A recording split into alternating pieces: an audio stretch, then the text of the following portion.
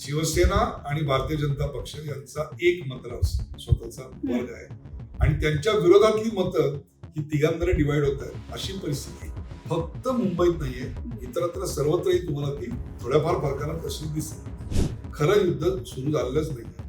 खरं युद्ध हे निवडणुकीच्या निकालानंतर सुरू आहे. त्यावेळेला कोण कोणाबरोबर जाईल हे आता काहीही सांगता येत नाही.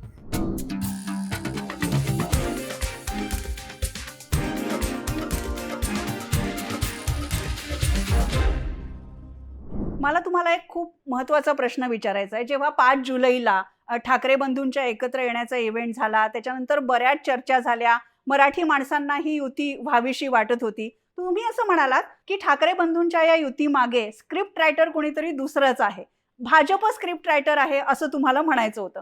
याच मुद्द्यावर तुम्ही अजूनही ठाम आहात का? त्यावेळेला जे घडलं, कुठलाही पत्रकार हा नेहमी घटनाक्रम बघत असतो. आपण त्याची क्रोनॉलॉजी लिहित असतो.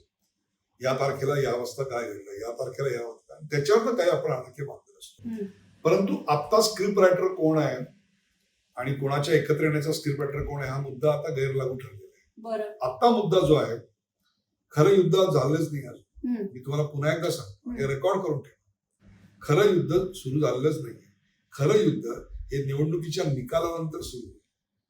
त्यावेळेला कोण कोणाबरोबर जाईल हे आता काहीही सांगता येत नाही. त्यामुळे तुम्ही जरी प्रेक्षक मतदार जे आहेत त्यांनी मत जरी अमुक एका पक्षाला दिलेलं असलं तरी तो उमेदवार त्या पक्षात राहील आणि तो पक्ष त्या आघाडीत राहील याची काय गॅरंटी आहे? म्हणजे तुम्हाला असं म्हणायचंय की उद्धव ठाकरे आणि राज ठाकरे सुद्धा भाजप बरोबर जाऊ शकतात? ते दोघं भाऊ एकत्र येऊ शकतात याच्याविषयी तुम्हाला कधी वाटलं होतं? मग हे का नाही शक्य? Anything is possible.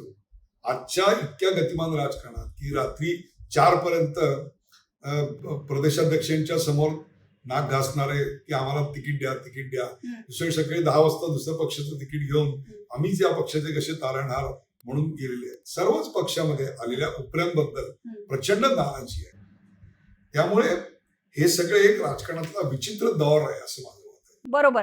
पण सर, तुम्ही जे म्हणालात की भाजपची सरशी आहे, एकूण सगळीकडेच राजकारणावर भाजपची पकड आहे आणि खास करून मुंबईमध्ये जे होत आहे, बाकीच्या राज्यामध्ये सुद्धा ते भाजपच्या मर्जीशिवाय होणारच नाही अशी एक कुजबूज सगळ्यांची सुरू आहे. मला पुन्हा पुन्हा तुम्हाला विचारायचं आहे की अजूनही राज ठाकरे आणि भाजप यांचं काही संगनमत आहे का? उद्धव ठाकरेंची याबद्दल काय भूमिका आहे?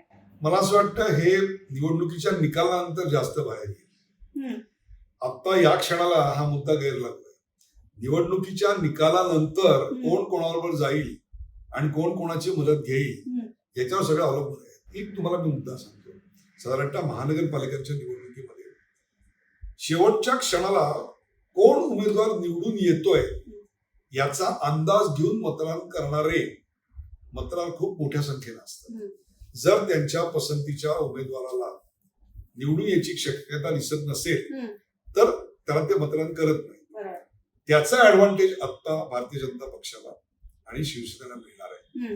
तो ऍडव्हान्टेज त्यांना सत्तेच्या त्या जादुई आकड्यापर्यंत घेऊन जातो का, हे दुरंगी लढत आहे का, तिरंगी लढत आहे का, चौरंगी आहे याच्यावर ठरणार आहे. बरोबर. त्यामुळे या निकालानंतर खरं स्क्रिप्ट रायटर कोण आहे त्याला महत्व आहे. ओके, नंतर कोण स्क्रिप्ट रायटर आहे ते उघडकीला येईल क्रेडिट लाईन्स मध्ये.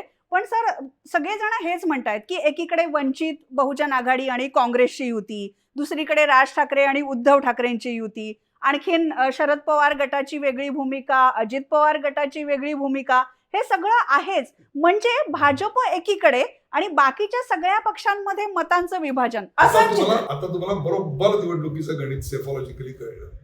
म्हणजे शिवसेना आणि भारतीय जनता पक्ष यांचा एक मतदार स्वतःचा वर्ग आहे आणि त्यांच्या विरोधातली मतं ही तिघांमध्ये डिवाइड होत आहेत अशी परिस्थिती फक्त मुंबईत नाहीये, इतरत्र सर्वत्रही तुम्हाला ती थोड्याफार फरकानं तशी दिसेल.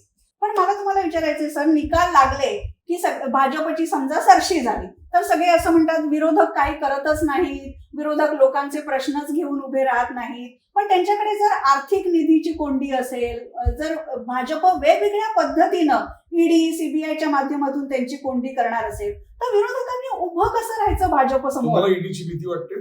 नाही. सीबीआयची भीती वाटते? नाही. इन्कम टॅक्सची भीती वाटते? मग ते जे त्यांना का वाटते? पण ती हा भीती प्रश्न आज मतदार विचारतोय. पण ती भीती भाजप बरोबर गेलेल्या नेत्यांना आता वाटत नाही. तुम्हाला तेच सुखाने झोप लागते. मी तुम्हाला तेच सांगतो. मुद्दा असा आहे की जर तुमचं घर काचेचं असेल तर तुम्हाला ती भीती वाटू शकते.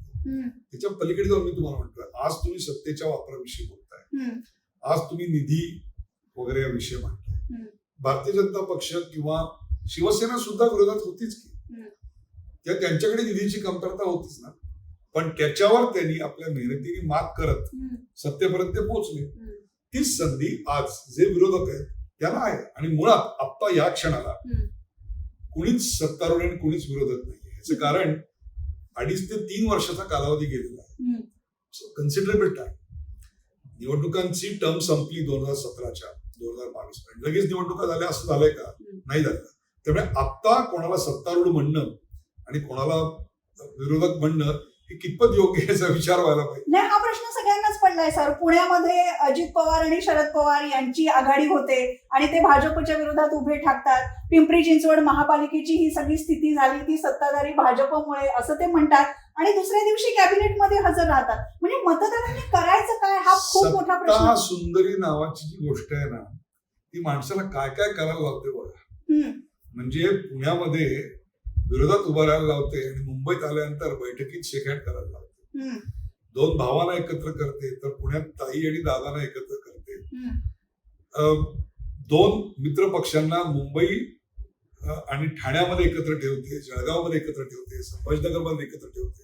पण इतरत्र मात्र ते एकमेकांच्या विरोधात लढतात. हे सगळं एका सत्ता सुंदरी पायी घडतं.